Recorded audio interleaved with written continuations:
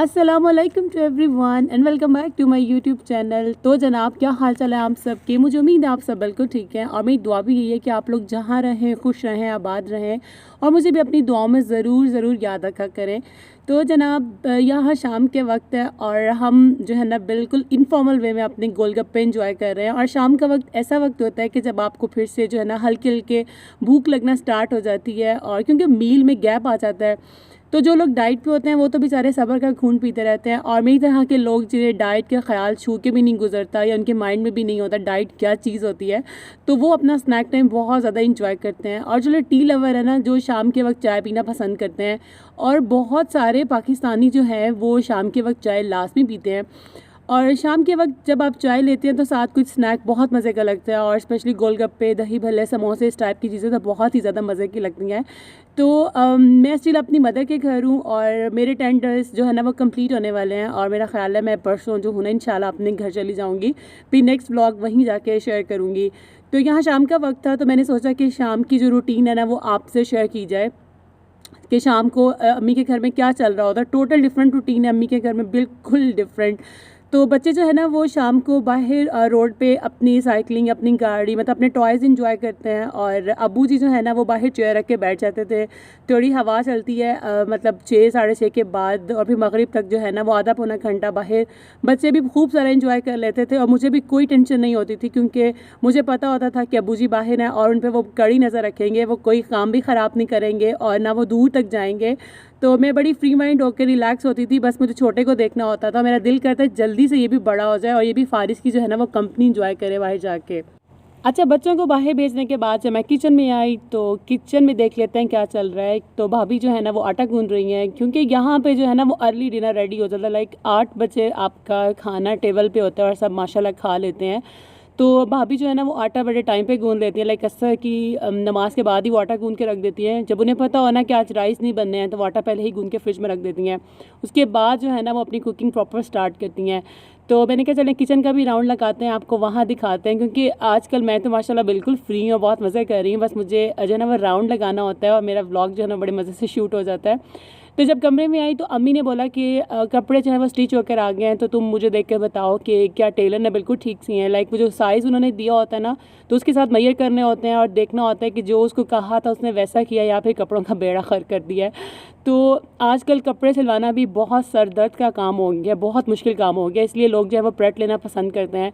तो ये मैं अम्मी के कपड़े देख रही थी साथ साथ और उन्हें दिखा रही थी कि हाँ जी भाई उसने कपड़े आपके माशाल्लाह बिल्कुल ठीक सिए। अम्मी को ये गले का बहुत इशू होता है कि गला ज़्यादा बड़ा ना हो और लेंथ वगैरह देखनी होती है। और दुपट्टे भी उन्होंने आराम से जो है ना वो सिलाई लगवा ली थी, वो जो पीको वाला रोला होता है ना वो भी बिल्कुल ख़त्म हो गया था। और माशाल्लाह अम्मी के कपड़े बहुत मुझे अच्छे लगे थे, मैंने फ़र्स्ट टाइम देखे थे। ज़ाहिर है अम्मी के घर आने कम होता है, वो बेचारी खुद ही अपने कपड़े स्टिच करवा लेती हैं, तो ना हम अनस्टिच देखते हैं, बस उन्हें पहने हुए देखते हैं। तो ये वाला सूट मुझे बहुत अच्छा लगा था, इसका कलर कॉम्बिनेशन और इसका जो दुपट्टे का फैब्रिक था ना वो बहुत अच्छा लगा था। लेकिन अम्मी को इशू था कि यार ये सिल्क दुपट्टा मेरे सर पे तो नहीं टिकेगा, ज़ाहिर है वो माशाल्लाह नमाज़ वगैरह पढ़ती हैं। तो ये कराची वाली सिस्टर ने आई थिंक अम्मी को 2 सेट गिफ्ट किए थे, तो वही सिल कर आए थे, तो मैं वही देख रही थी और माशाल्लाह मुझे तो बहुत अच्छे लगे। अच्छा, अम्मी की तो तैयारी होगी ईद की। अब मेरे माइंड में ये चल रहा था कि जो मैं अपने कपड़े टेलर को देकर आई हूँ ना 2 सूट, वो उसका बेड़ा गर्क ना कर दे, क्योंकि आकाश मेरी वीडियोस देख रही होती, वो इतनी को बोंगी टेलर है यार। मतलब मैं उसे सारा बता देती हूँ, उसे सारी डिज़ाइनिंग समझा देती हूँ और वो बड़े गौर से सुनती है, और जब सब कुछ बताने के बाद वो मेरी तरफ देख कर कहती है ना कि आप कुछ और बनवा लें, मेरी समझ में नहीं आया। मुझे इतना उस पर गुस्सा आता है ना, और मैं उसके मुँह पर भी कहती हूँ यार तुम कैसी टेलर हो। बस वो कहती है कि बस बिल्कुल बुज़ुर्गों के कपड़े जैसे सीते हैं ना, मतलब सिंपल आप बस वही सिलवा लें। आजकल टेलर ढूंढना भी बहुत ही मुश्किल हो गया, और हम सारे कपड़े प्रेट नहीं ले सकते हैं कि हम जाएं और सिले सिलाए सारे कपड़े ले आएँ। हमें मिक्स चलना होता है, अपनी पॉकेट भी देखनी होती है, क्योंकि जो प्रेट होते हैं ना मतलब रेडी टू वेयर होते हैं, वो बहुत ज़्यादा एक्सपेंसिव कपड़े होते हैं। और हमें मतलब गर्मियों का सीज़न पाकिस्तान में मुल्तान में इतना लंबा होता है कि आपको तकरीबन 8 से 9 सूट तो लाजमी चाहिए होते हैं। अब अगर हम सारे प्रेट लेंगे तो वो बहुत ज़्यादा एक्सपेंसिव हो जाएंगे और आउट ऑफ बजट हो जाएंगे। तो मिक्स चलने में ये होता है कि आप कुछ अनस्टिच लेते हैं, कुछ स्टिच लेते हैं। तो टेलर आपको अगर अच्छी मिल जाना फिर तो आपको कोई मसला ही नहीं होता। आप नेट से डिज़ाइन देखें, किसी मैगज़ीन से देखें, उसे कॉपी करें और आराम से अपना जो है ना वो कपड़े एंजॉय करें। तो बस अब मुझे यही मेरे माइंड में चल रहा है कि मैं जाऊं और जाकर घर जब जाऊं तो जाते ही मैं अपनी टेलर का विज़िट करूं और उससे देख कर आऊँ कि उसने क्या सिया है। वो उस जनाब ने कहा आप मुझे डिज़ाइन सेंड कर दें। जब मैंने व्हाट्सअप किया तो उसका व्हाट्सअप ऑफ जा रहा है और उसने अभी तक सीन नहीं किया, लेकिन वो मोहतरमा कह रही कि मैंने आपका सूट भी सी दिया। लेट्स सी मेरे साथ क्या होता है। और आप लोग भी दुआ कीजिएगा कि मेरे कपड़े जो है ना वो सही सलामत हों और अच्छे से स्टिच हो जाएं ताकि मेरी ईद ख़राब ना हो। तो अम्मी के कपड़े जो है ना वो माशाल्लाह सही स्टिच हो गए थे। मैंने उन्हें अच्छे से फ़ोल्ड करके अम्मी के कहने पे उन्हें रख दिया। और अब जो है ना अम्मी माशाल्लाह सूरह यासीन पढ़ रही हैं। उनकी रूटीन है कि वो असर की नमाज़ के बाद लाजमी अपनी जो है ना वो कुछ सूरतें पढ़ती हैं और अल्हम्दुलिल्लाह माशाल्लाह 5 वक्ती नमाज़ी हैं।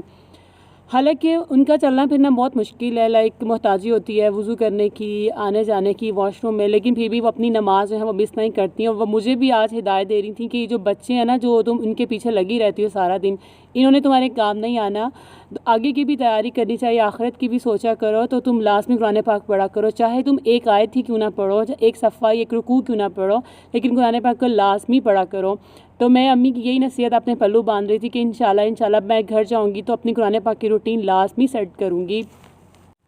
अच्छा, इबादत का भी तभी मज़ा आता है जब आपकी पूरी जो है ना वो कंसंट्रेशन हो। लेकिन जब आप नमाज़ पढ़ रहे हो, एक बच्चा आपके सर पे सवार हो, दूसरा आपका दुपट्टा खींच रहा हो या साइड टेबल पर चढ़ रहा हो या कोई शरारत कर रहा हो, आपकी पूरी तवज्जो जो होती है वो बच्चों की तरफ होती है और आप बिल्कुल मज़ा नहीं आता, आप अपनी नमाज़ इंजॉय नहीं करते, अपना कुरान पाक इंजॉय नहीं करते हैं। तो यहाँ पे मैं अपने कपड़े रेडी कर रही थी। इनफैक्ट मैंने कपड़े प्रेस कर लिए थे अपने भी और बच्चों के भी, क्योंकि आज शाम बस अभी थोड़ी देर बाद ना मगरिब के वक्त मुझे जाना है अपने बड़े भाई के घर उनसे मिलने। अभी जो हमारे घर के थोड़े इश्यूज़ हुए हैं ना, लाइक सेपरेशन भी हुई है और घर वगैरह भी चेंज किया है।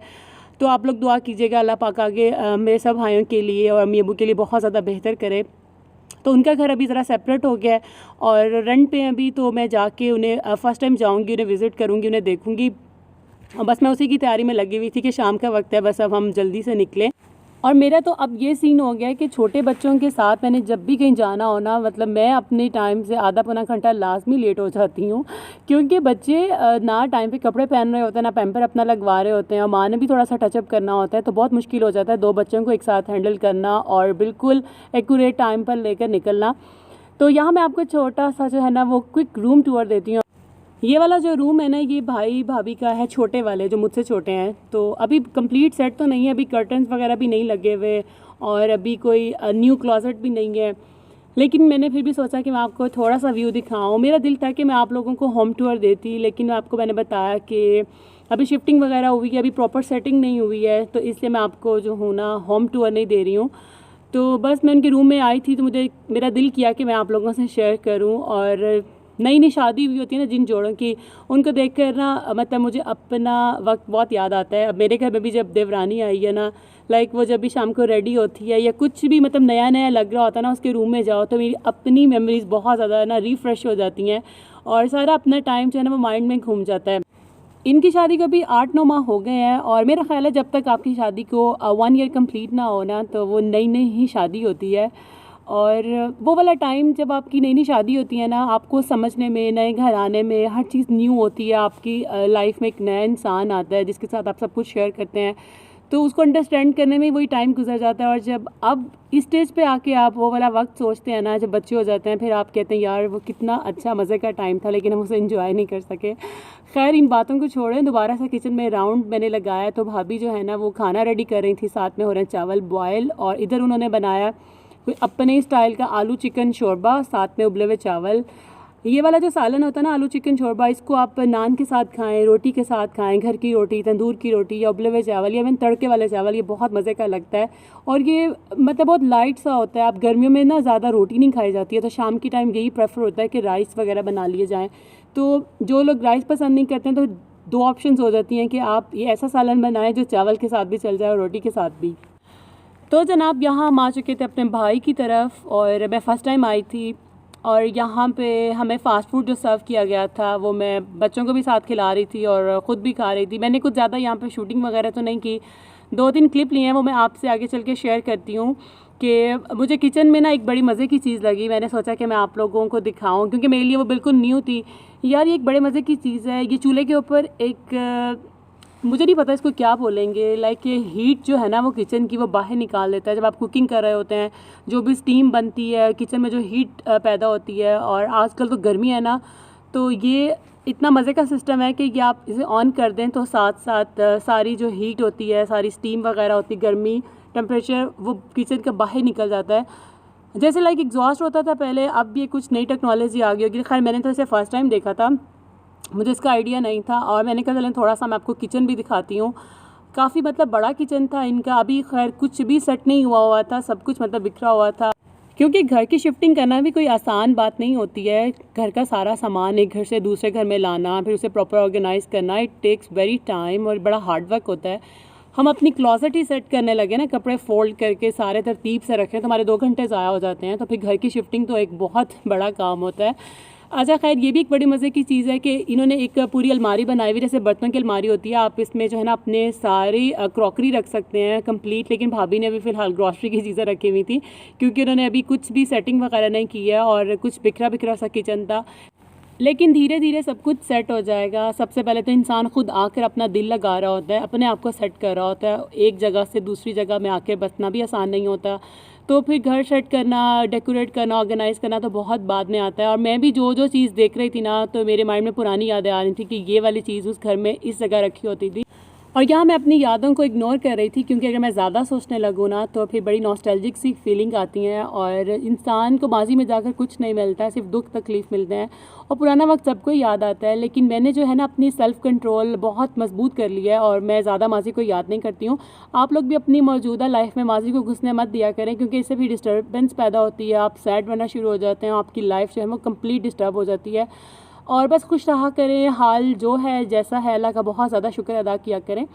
तो यहाँ हमें डिनर सर्व कर दिया गया था, और डिनर करने के बाद मैंने चाय अपनी इंजॉय की, और उसके बाद हम लोग घर आ गए। तो बस यही थी मेरी आज की वीडियो। आई होप आपको अच्छी लगी होगी। अगर अच्छी लगती है तो इसको लाइक कीजिएगा, और चैनल पर न्यू है तो सब्सक्राइब कीजिएगा। Thanks for watching, bye and Allah हाफिज़।